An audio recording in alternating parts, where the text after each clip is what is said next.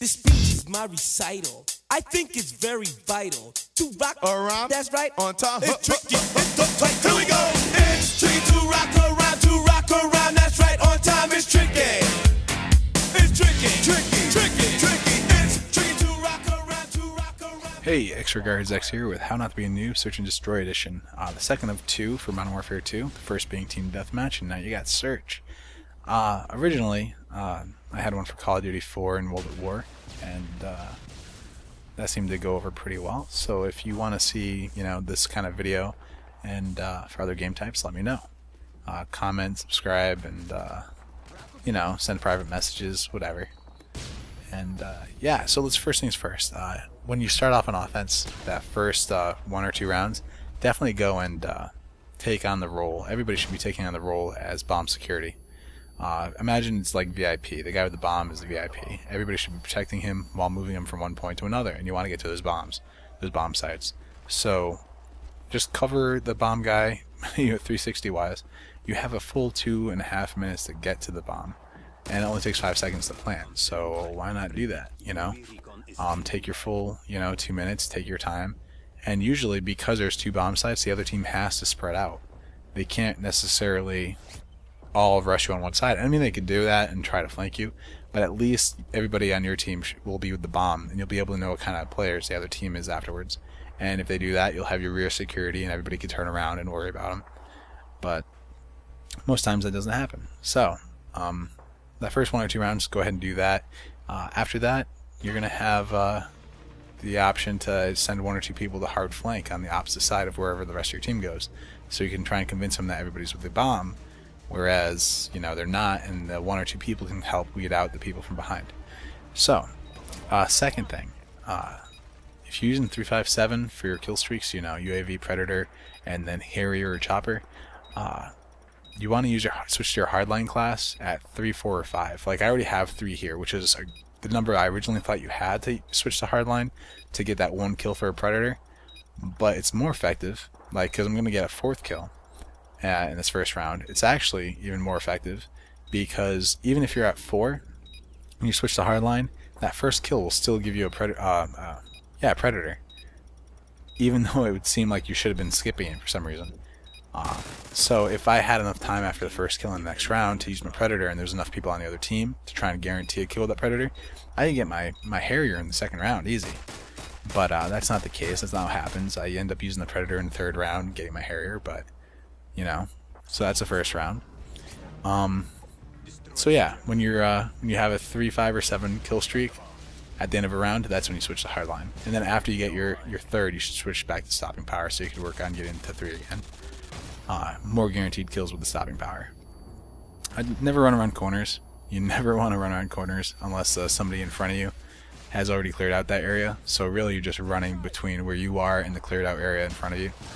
And because especially in 1v1 situations or clutch situations, you run around a corner, somebody's there, you're dead no matter what most times, because you can't bring your weapon up fast enough to do anything. What else you got? Let's see. I'm totally going to fail here in the next round. Alright, now imagine this hallway here on the left.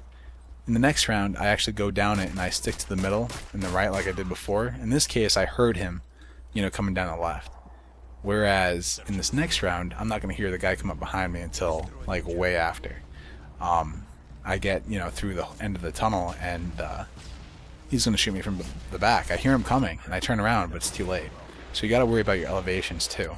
So when I do end up going down this hallway, you'll notice that I go through the middle, or even if I stuck to the right wall, I would still be opening up too much area on those stairs for me to clear out, at least I wouldn't be able to clear it out fast enough.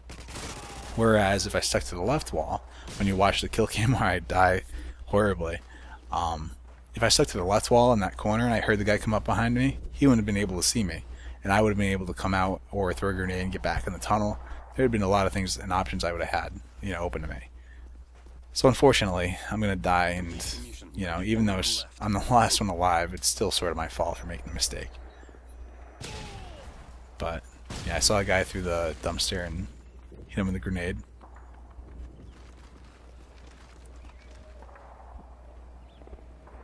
Now, in terms of SitRep Pro and how I was able to hear him, you notice how I'm iron sighting a lot? Well, I'm doing this because you could definitely use SitRep Pro and search as long as you're using an SMG class. The rest of the classes, you really can't iron sight and walk around because you'll either be too slow, or with a sniper rifle, you really don't want to walk around scoped in. So, it's not really, a good idea. But with an SMG, you do move, pretty fast comparatively to a normal walking speed. And you'll be making no sound whatsoever if you're iron-sighted or crouched. So you get the best of both worlds, being, more silent than a ninja, and being able to hear even ninja. It's pretty badass. So one thing you're going to notice here is when I look down that tunnel, and I keep running, instead of trying to shoot at him, it's because even though I technically had the advantage, I didn't know he was there. Now that I know he's there, if I moved back to the tunnel, there would be a moment where he couldn't see me, but I saw him, because he'd still be looking at me around the corner, versus me looking at him, looking down an empty tunnel. And I would be able to get those bullets in before him. There's going to be an example of that in a few seconds, where I use a Rafika, The other thing is, though, if I stood there and he knew exactly where I was and came out of the tunnel like he just did, and got those 1 or 2 bullets on me, and, he could have killed me. Easy, because I wouldn't have seen him come out of that hole until after he'd already shot me up, and I would be dead before I even could do anything. So luckily he didn't know exactly where I was, and was only able to get a couple bullets in me before I finished him off.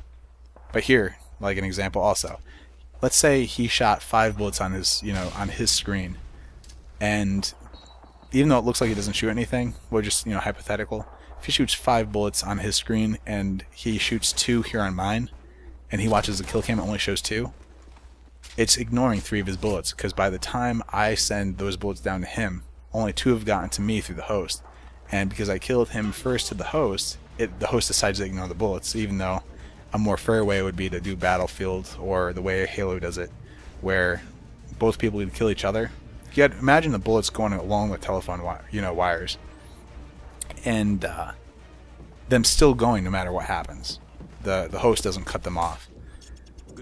In this situation here, normally if I didn't hear the guy coming for me, and I thought he was still going to keep camping because he's a sniper, I would have figured that I would go up and go planet A real quick. So I'd have to, I'd force him to come to me, and I would be the one able to camp.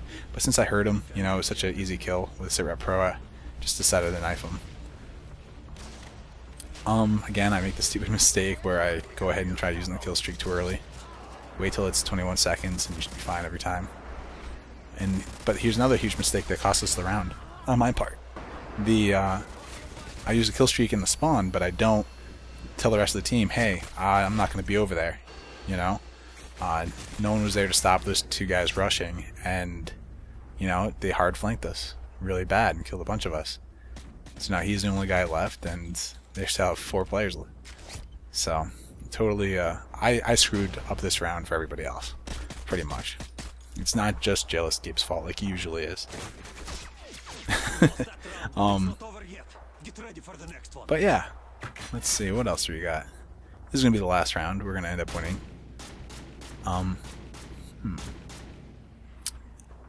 Even if you're doing proper spacing and a teammate isn't in your view, and you see that he dies through death streak or death marker or whatever, go ahead and check to see how he died. If it's a knife kill, the enemy is right there, most likely.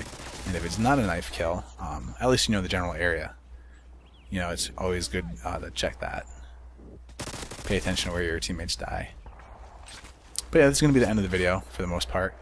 They're going to rage quit. One guy is going to leave the proper way and it's going to host migrate, and the other is going to totally dashboard on us. So enjoy this last kill, because you're not going to get a full kill cam. So rate, comment, subscribe, and thanks for watching. Alright? Have a nice day, everybody.